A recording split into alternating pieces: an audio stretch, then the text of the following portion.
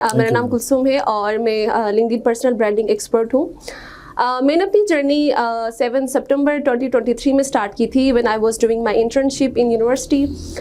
Freelancing करने से पहले आई क्विट फ्रीलांसिंग ट्वाइस। मैंने 2 दफ़ा फ्रीलांस किया एंड उसको मैंने छोड़ दिया। और अब जो है पिछले 2 साल से या 20 मंथ से हम लोग जो है फुल टाइम में और मेरे हस्बैंड फ्रीलांस करते हैं। और अभी जो है हम लोग 2-3 मंथ्स के अंदर अपनी एजेंसी की तरफ जा रहे हैं। तो दिस इज़ माई इंट्रोडक्शन। और अच्छा, वैसे फ्रीलांस के अंदर बहुत सारे हमारे जो देखने वाले नाज़रीन हैं उनको भी शायद लिंक्डइन का ना पता हो, या उन लोगों को पता हो जो प्रोफेशनल कोई सर्विसेज देते हैं या कोई प्रोफेशनल पोजीशन के अंदर किसी ऑफिस के अंदर हैं। तो वैसे नॉर्मली हम फ्रीलांस के अंदर देखते हैं अपवर्क, फाइवर या दीगर जो प्लेटफॉर्म्स हैं, इनके अंदर लोग कोशिश करते हैं सक्सेस को। तो आपने एक बिल्कुल हट के लिंक्डइन के अंदर नीश कैसे सिलेक्शन की और उसमें सक्सेस कितनी मुश्किल थी? जी बिल्कुल। दरअसल जब मैंने फ्रीलांसिंग स्टार्ट किया था तो दैट वाज लाइक 2021 में मैंने सबसे पहले फ्रीलांस स्टार्ट किया था। तब मैंने वही दूसरों को देख के एक चीज़ फॉलो करना, खुद से कोई रिसर्च नहीं करना, उसी तरह मैंने स्टार्ट किया। I was providing lead generation services. वो फिर टाइम के साथ जो है मार्केट बहुत ज़्यादा सैचुरेटेड हो गई और मैं उस काबिल नहीं थी कि मैं अपने आप को बाकी फ्रीलांसर से पोजीशन कर सकूं, डिफरेंट बना सकूं। तो I was really burn out और फिर मैंने छोड़ दिया, क्योंकि आपके पास जब सस्टेनेबल इनकम नहीं होती तो आप जो है हमेशा एक टेंशन में रहते हैं कि अब नेक्स्ट प्रोजेक्ट कहाँ से आएगा। And I was doing the same, क्योंकि I was using Upwork for that. तो वो मैंने बिल्कुल छोड़ दिया। उसके बाद फिर मैंने अपने आप को जो है वो स्टार्टअप की फील्ड में थोड़ा बहुत मैंने इन्वॉल्व किया। फिर मैंने कुछ ऑर्गेनाइजेशन के साथ भी काम किया। Then I got married on July 2023। Then मेरे हस्बैंड जो है वो भी एक हाईली स्किलफुल फ्रीलांसर थे। तो उन्होंने मुझे एडवाइस किया कि जो है ना, आप बने ही फ्रीलांसर है, आपके अंदर ये स्किल है कि आपकी कम्युनिकेशन बेहतर है, तो you should go for freelancing again.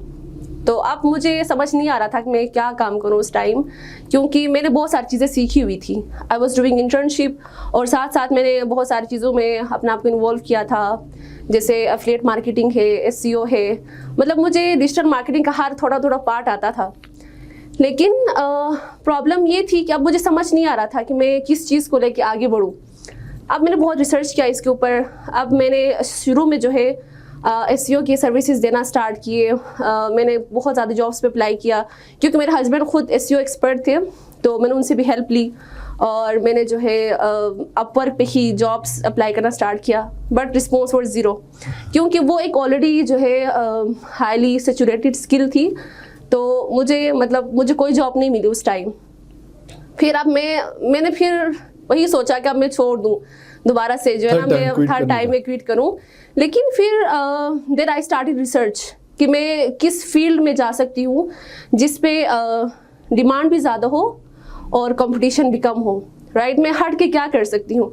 I just started thinking out of the box. मैंने बहुत रिसर्च किया उसके ऊपर। पूरा 1 महीना मैंने सिर्फ इस चीज़ में गुजारा कि मैं क्या काम करूँ आखिर। What's next? हाँ, what's next। तो फिर मैंने इस तरह YouTube पे देखते हुए आई डिस्कवर्ड लिंक्डइन। तो मैं डिफरेंट प्लेटफॉर्म्स देख रही थी कि मैं किस प्लेटफॉर्म पे जाऊँ और कौन सी सर्विसेज मैं प्रोवाइड करूँ। अब मुझे राइटिंग का बचपन से ही शौक था। मुझे ऐसा लगता था कि मैं अच्छा लिख सकती हूँ। तो इसको मैंने माइंड में रखा कि अब मेरी तो राइटिंग है, लेकिन कंटेंट राइटिंग में ऑलरेडी बहुत ज़्यादा कंपटीशन है। तो मैं क्या हट के कर सकती हूँ कि जिसमें डिमांड ज़्यादा हो और कंपटीशन कम हो, स्पेशली पाकिस्तान जैसे कंट्री में। तो फिर मैंने जो है ना, इस तरह रिसर्च करते करते मैंने लिंक्डइन घोस्ट राइटिंग के बारे में पढ़ा कि आप जो है ना लिंक्डइन पोस्ट दूसरों के लिए लिख सकते हैं। आप अपने लिए तो लिख रहे हैं, लेकिन आप जो है एक बिजी फाउंडर जो है या उसके पास टाइम नहीं हो लिखने के लिए, तो आप उसके लिए किस तरह लिख सकते हैं। Then I started learning about LinkedIn और मुझे पर्सनली बहुत अच्छा लगा लिंक्डइन, क्योंकि ऑलरेडी मैंने अपना पैशन पहचान लिया था। मेरा पैशन था कि मैं स्टोरी टेलिंग अच्छा कर सकती थी, मैं लिख अच्छा सकती थी।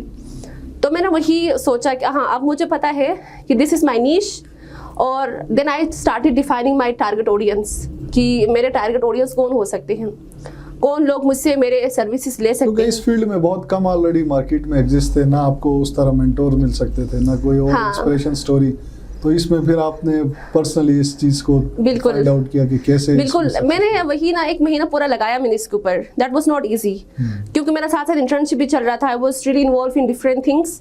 फिर भी मैंने टाइम निकाला एंड मेरे हस्बैंड ने मुझे बहुत सपोर्ट किया इस चीज़ में। I started learning everything from scratch.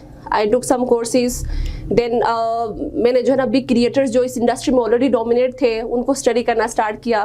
फिर मैंने एक दिन अपने हस्बैंड को बताया कि अब मुझे पता है कि मैंने क्या काम करना है, मेरे टारगेट ऑडियंस कौन है और मुझे